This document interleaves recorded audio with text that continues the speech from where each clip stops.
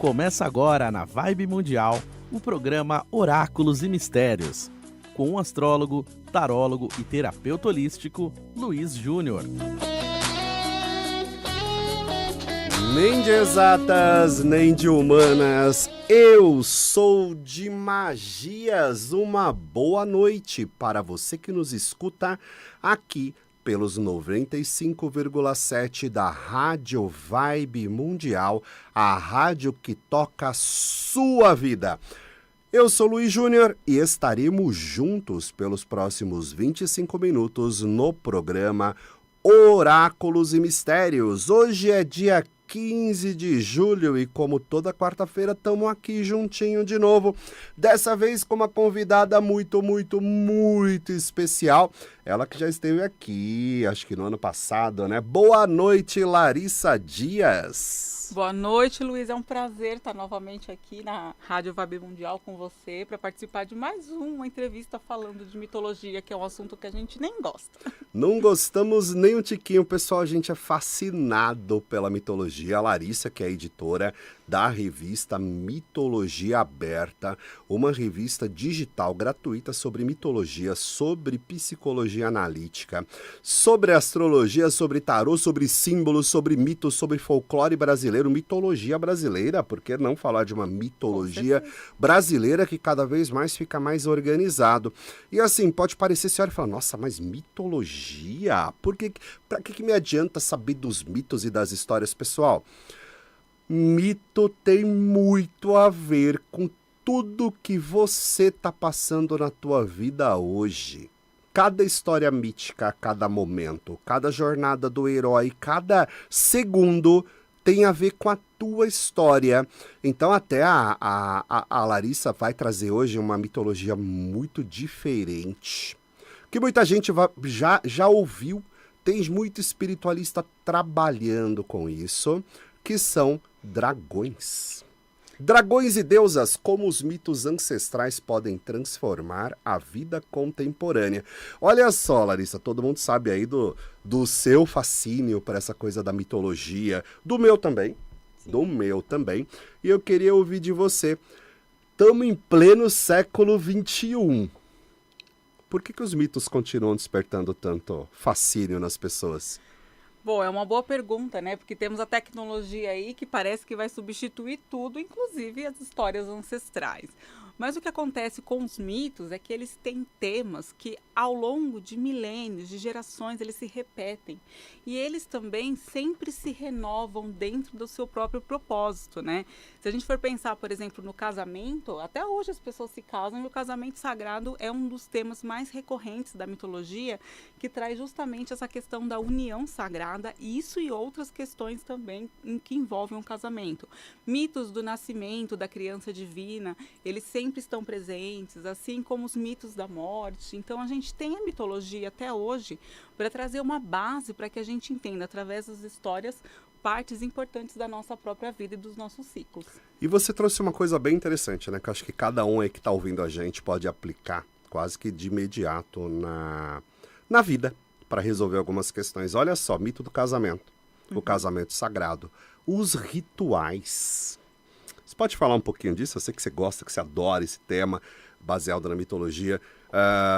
Eu percebo, não sei você, Larissa, mas eu percebo que nós estamos tirando os rituais do dia a dia, os símbolos também. Sim. Símbolos, ritos, mitos estão sendo tirados. E a consequência, eu falo muito lá na Oráculos e Mistérios, nas terapias sobre isso, as pessoas estão cada vez mais doentes. Eu não sei se você concorda comigo e queria ouvir um pouquinho de você sobre essa questão dos rituais. Eu também concordo plenamente com isso, eu sou psicoterapeuta e até com os pacientes a gente percebe essa necessidade que as pessoas têm de ritualizar e não saber mais como se faz isso. Então, quando a gente perde a ideia do que é o ritual, a gente perde também a ideia do que é sagrado na nossa vida. E eu sempre ensino para os pacientes criar rituais pessoais para conseguir entrar um pouco melhor nessa grande questão que é sacralizar cada momento da nossa existência. Vamos pensar, por exemplo, assim, na Igreja Católica, né, que sempre tem uma ritualística muito grande nas missas. Ali você tem o momento da hóstia, você tem o momento da oferta, e tudo isso são rituais que a gente pode praticar na nossa casa, né? A consagração do alimento, aquela oferta que a gente faz para uma entidade, para uma divindade, e a gente faz uma conexão espiritual em cada momento do ritual. Porque o ritual serve para trazer uma magia para a sua vida, uma magia que a gente esquece que ela existe, e às vezes é um ritual de cura, um ritual de bênçãos, um ritual para nascimento, para transição de ciclos de existência, para puberdade. Os jovens hoje estão completamente perdidos, né? Então, quando eles começam até a namorar com alguém, eles não entenderam que eles não são mais crianças, estão passando para adolescentes, estão fazendo coisa de adulto, e isso acaba deixando a cabeça de todo mundo muito confuso. Eu vejo que a gente tem tirado ritos importantes do dia a dia e por exemplo, até coisa simples como a própria alimentação. Você vai pegar sua comida, às vezes você está comendo, você está olhando o celular ou assistindo uma televisão, ou você vai engolir alguma coisa porque você tem 10 minutos para comer, para fazer outra coisa. E essa comida, ela que é um elemento mágico importante da tua vida, ela acaba perdendo essa essência, porque você precisa do ritual, da percepção, da abertura de um espaço na sua mente para que aquilo tenha efeito. Exatamente. Isso é muito forte. Acho que explorar um pouco essa questão mitológica é muito importante. E aí você também traz a questão do dragão. E eu sei que você está fazendo um curso, aliás, eu estou no teu curso, sobre dragões. E eu queria ouvir um pouquinho aí, o que você fala pra gente, por que esse renascimento do dragão... eu acho assim, sempre teve um fascínio, né? Sim, por cima do dragão, teve. pra cima do dragão, mas a gente nunca teve nenhum elemento real ou uma pesquisa aprofundada que permitisse sair da fantasia. Você pode falar um pouquinho também? Posso sim. O curso chamado do Dragão, inclusive, ele foi feito porque as pessoas queriam sair da fantasia e começar a contatar os seus dragões interiores de um jeito muito mais profundo. E isso também é recíproco do outro lado. Nosso dragão interior é um ser que tende, de fato, a ajudar a gente na nossa própria existência, né? Para que a gente cumpra as nossas missões. E quanta gente hoje não está perdido, sem saber qual é a sua missão, o que de fato gosta de fazer, como vai dar o seu potencial máximo para o mundo. E o dragão, ele chama a gente para aceitar isso e querer mais. Muita gente tem a ideia que o dragão é aquele que vai te trazer riquezas, prosperidades. Outros é um ser demoníaco, do qual a gente tem que sair correndo. Na verdade, o dragão carrega o bem e o mal dentro dele, como nós humanos também carregamos, né? O que acontece com a diferença é que os dragões testam a nossa dignidade 100% do tempo, justamente para que a gente possa ser merecedor de todas as dádivas que a gente vai conseguir ao contatar esses dragões. E aí, você fala também muito do dragão da essência. Esse partindo da ideia de que todos os mitos estão dentro da gente, Sim. esse dragão da essência, ele é um aspecto nosso que a gente geralmente está até acostumado a vê-lo como um elemento negativo, porque a tradição cultural e religiosa do Ocidente mostra o dragão como algo negativo. Mas a gente percebe, até pelas aulas que você ministra, que o dragão da essência, ele é uma parte muito essencial nosso. É isso? Correto. Até essa questão do dragão ser bom ou mal, a gente passa por isso no módulo 1, por todas as histórias já contadas sobre os dragões, para entender esse aspecto. Porque, na verdade, o dragão de essência, ele não é nem bom nem mal. Ele é muito parecido com a gente, mas ele é todo o nosso potencial desenvolvido. Ele, na psicologia analítica, ele está muito paralelo ao self, essa imagem divina que existe dentro da gente, mas que a gente consegue contatar de forma muito mais fácil na imagem do dragão. Se você chegar para qualquer pessoa e falar, contate seu self, ele não sabe nem o que olhar ou o que imaginar, como chegar lá. Quando você fala contato seu dragão interior, a pessoa imediatamente já tem pelo menos uma imagem preliminar disso, porque isso está muito arraigado na psique, né? Então, o dragão interior, ele já está mais perto da gente até do que um conceito muito abstrato, como é o caso do self. Isso pode parecer uma doideira completa, mas quando você pensa que no formato do dragão, ele é um ser de 4 patas com asas. Exato. Portanto, ele tanto está com os pés firmemente plantados no solo, tem consciência da matéria, quanto ele tem as asas para poder alcançar as regiões mais inóspitas. Ele solta fogo pela boca, o elemento fogo está presente, e muitos são dragões aquáticos. Sim, Fogo, terra, água e ar muito presente. Tem outras figuras na mitologia com uma referência muito parecida, mas não tão potentes, como os centauros, né? sim, Centauro também tem essa particularidade de ter as quatro patas firmemente pregadas no chão, mais uma parte humana, você trazendo para uma parte mais ar, mais do pensamento, da razão. Então, acho que quando você traz essa questão do dragão da essência, falando nesse sentido do self, o que é self, para quem não está entendendo aqui o papo? Pro Jung, self é tudo, tá? Você é tudo, todas as energias possíveis. Não vai imaginando que você é bonzinho de luz e que o diabo não tá dentro de você, que tá? No self tá lá ele também bonitinho, lá guardadinho no canto. Lúcifer, Lilith, Satã, Belial, tá tudo em você. Não adianta falar, eu sou de luz, não, credo, não. Tá lá, tá? É o teu self.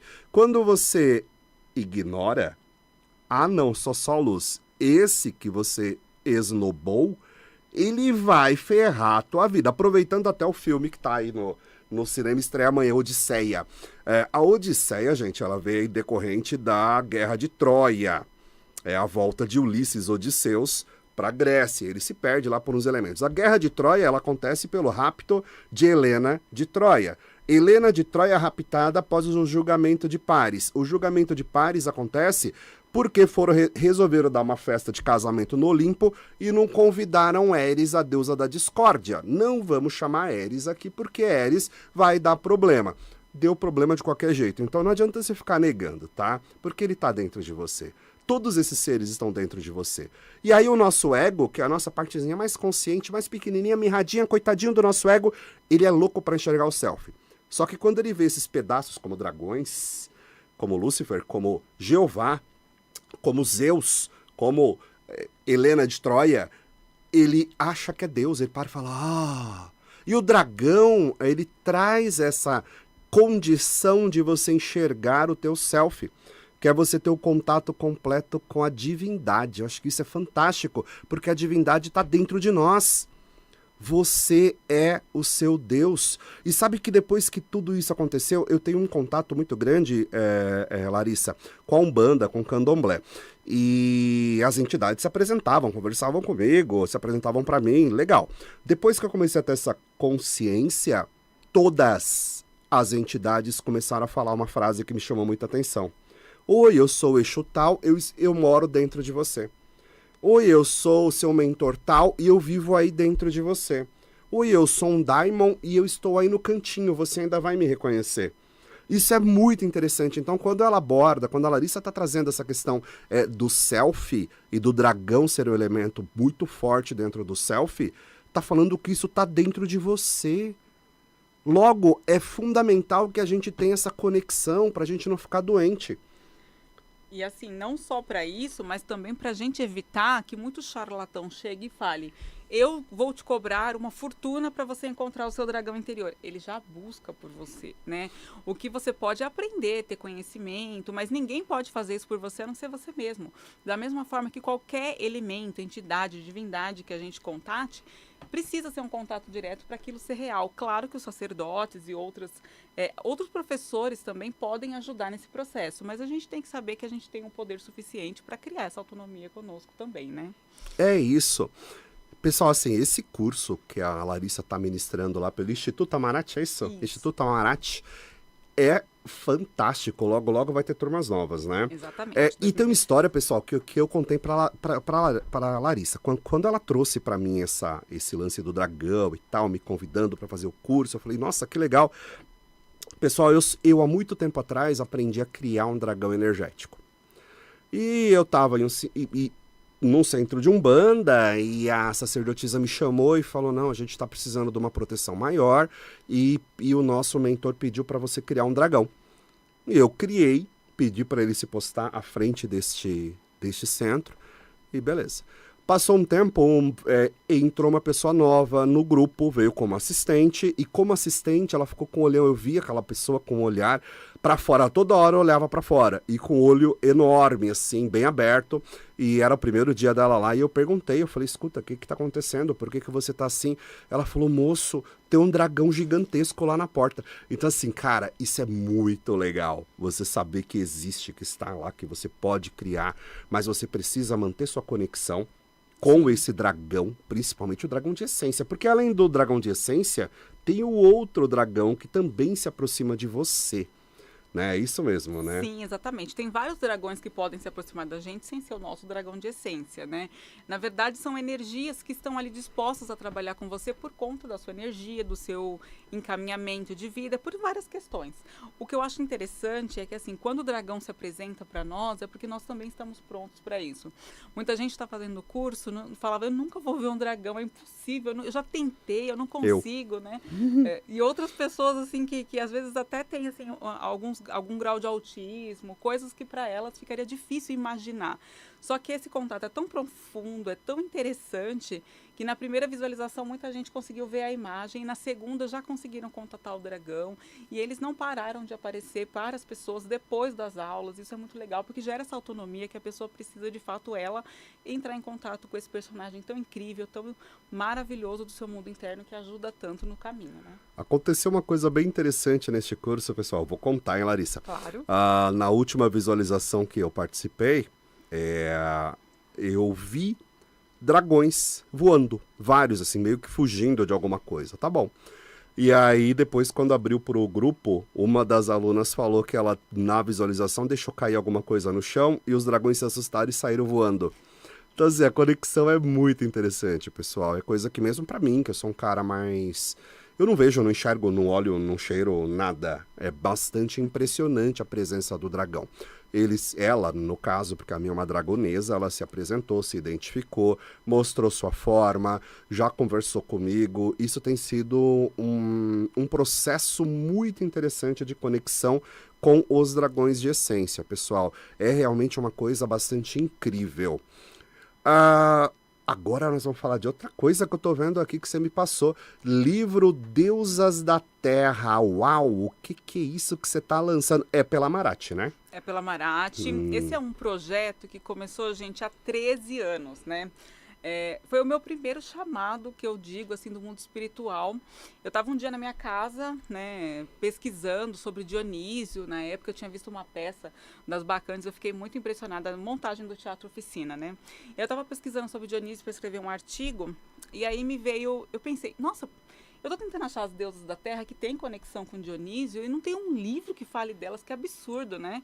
E aí eu vi uma vozinha assim, falou assim, escreve você. Aí na hora eu falei, não, né? De jeito nenhum. Muito tempo depois eu conheci a jornada do herói, eu entendi que toda jornada grande a gente faz uma coisa muito importante no começo, recusa, né?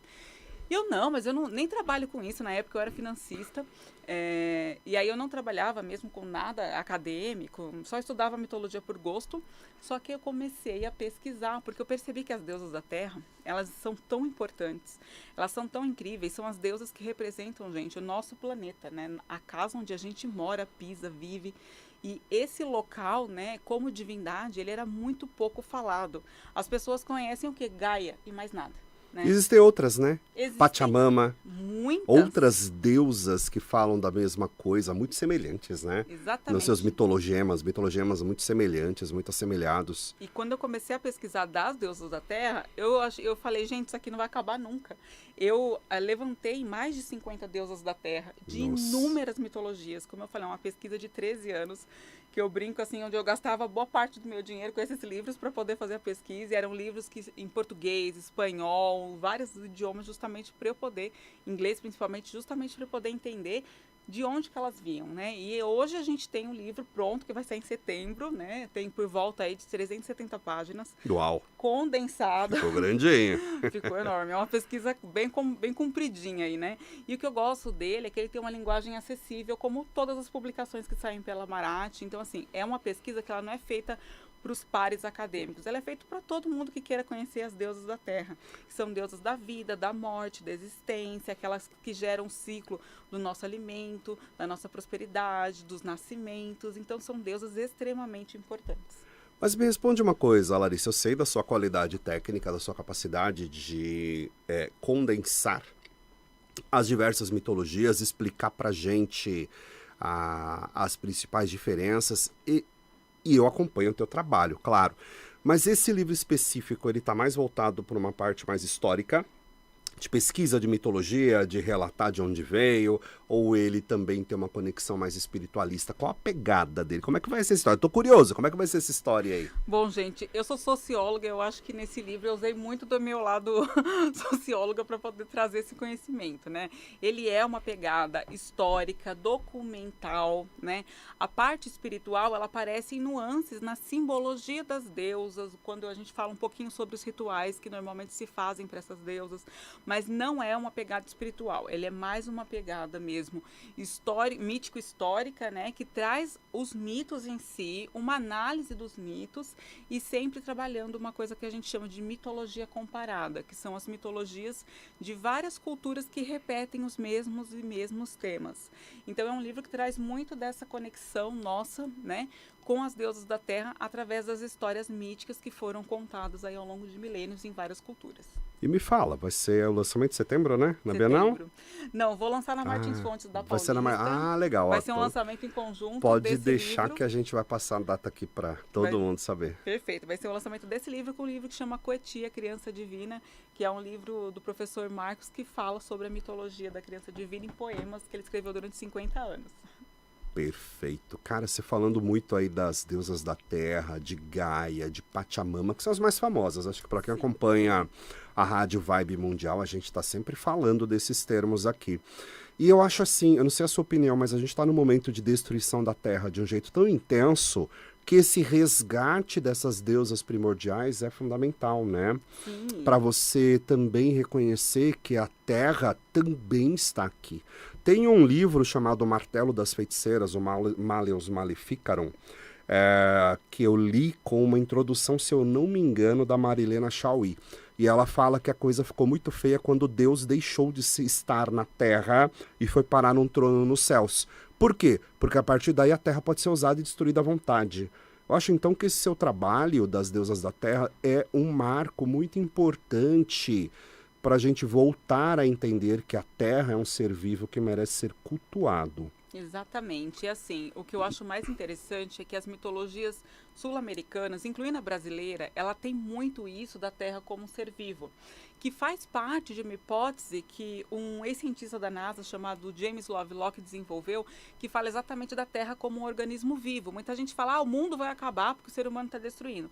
O mundo não vai acabar, gente. Segundo James Lovelock, quem vai acabar somos nós humanos. A Terra passou por 30 catástrofes de extermínio de vida nela. 30, e ela continua aí. A gente que vai embora, né? Pois é. Então, É inevitável, pessoal. É inevitável. Exatamente. Aqueles que prejudicam é que vão embora. Então, assim, não adianta a gente não atender a esse chamado da deusa para que a gente cuide do meio ambiente, para que a gente cuide da terra, porque se a gente não fizer isso, os prejudicados somos unicamente nós. O que eu acho que é interessante é que antes de escrever esse livro, eu escrevi a história em quadrinhos Deusas da Terra, né? Que eu tenho, lindo por sinal. Que é um trabalho que eu fiz com o Piero Bagnariol e que fala exatamente das mães terras e da jornada de uma sacerdotisa que estava tentando protegê-la contra inimigos que eles queriam exatamente o quê? Dinheiro e poder e a destruição da terra, né? Então, no fim das contas, as deusas da terra, elas estão presentes, estão criando um chamado há muito tempo. Os indígenas brasileiros têm batido nessa tecla, principalmente aqueles que foram para a literatura, né, Davi Copenaua e outros, dizendo que a gente precisa respeitar a Mãe Terra para que a gente continue vivo. E olhar para a Terra como deusa, né, eu acho que esse livro traz essa potência de você entender a Terra como uma divindade ancestral, primordial e necessária.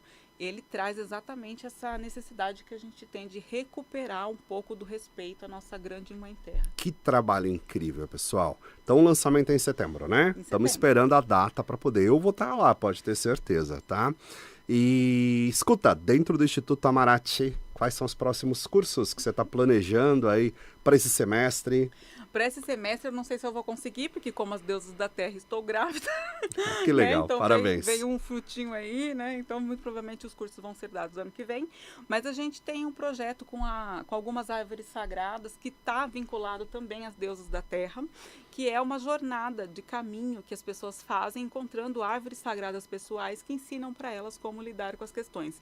Eu tenho esse trabalho, questões de vida, né, gente, e evolução. Eu tenho esse trabalho há praticamente 1 ano e meio que eu desenvolvo e ele está em teste há bastante tempo e é um tipo de terapia que dá uma eficiência gigantesca, o que na terapia normal a gente leva meses. Nessa técnica, a gente, assim, dentro de 1 ano a gente resolve coisas que a gente resolveria em 6, 7 anos. Então é uma coisa muito legal nesse sentido. E a ideia é fazer um curso para ensinar as pessoas como fazer essa jornada. Maravilhoso. Pessoal, eu sempre falo assim, né? 25 minutos é muito pouco tempo. Olha aí, temos 1 minutinho só para a gente poder encerrar aqui. Larissa, passa para os nossos ouvintes, o pessoal que está vendo a gente aqui no Instagram, tá me vendo pela metade, que a gente está aqui apertadinho para poder aparecer na mesma tela. O pessoal do YouTube que está acompanhando a gente também, que vai acompanhar depois pela gravação, passa seus contatos. Bom, gente, vocês podem entrar no www.amarate.com.br. Lá é o site oficial do Instituto da Editora Amarate. Se quem quiser me contatar pessoalmente, pode me chamar no 11 94863 5608, é meu WhatsApp. E também temos a revista eletrônica Mitologia Aberta, que é www.mitologiaaberta.com.br. E essa revista é uma revista que trabalha os mitos do mundo todo, onde todos estão sempre convidados a participar. E eu escrevo lá, Histórias da Votiana, cada trimestre, um continho do Luiz Júnior, falando de um personagem do folclore, da mitologia brasileira. Larissa, infelizmente acabou.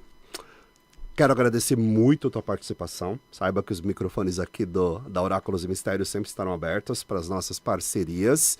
E eu acho que valeu muito a pena. Foi um bate-papo muito legal sobre dragões e sobre as deusas da terra. Muito obrigado, muito obrigado. E a gente volta na próxima quarta-feira com o programa Oráculos e Mistérios. Vou ficando por aqui. Um grande abraço. Até mais. Até mais. Tchau, tchau. Você acabou de ouvir na Vibe